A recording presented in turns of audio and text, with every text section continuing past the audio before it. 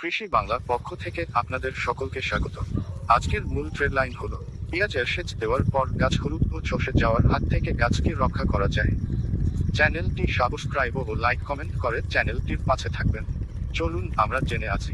প্রথমে আপনাকে জমিতে সেচ দেওয়ার আগে 25 দিন গাছের যখন বয়স হবে তখন আপনাকে প্রথমে স্প্রে করতে হবে রোডমাক ও সার্থক সাথে অ্যান্ট্রাকল পাউডার ও M-45 পাউডার। তার কদিন পর আপনাকে সেচ দিতে হবে। আর সার আপনি সঠিক পরিমাণে আপনাকে দিতে হবে। তার সাথে আপনাকে কয়েকটি জিনিস আপনাকে দিতে হবে, যার ফলে আপনার গাছ সঠিক বৃদ্ধি ও গাছ দ্রুত মোটা ও পাতা সবুজ থাকবে। আপনারা যদি কমেন্টে বলেন তাহলে সেইটা আপনাদের সামনে কার ভিডিওতে জানবো।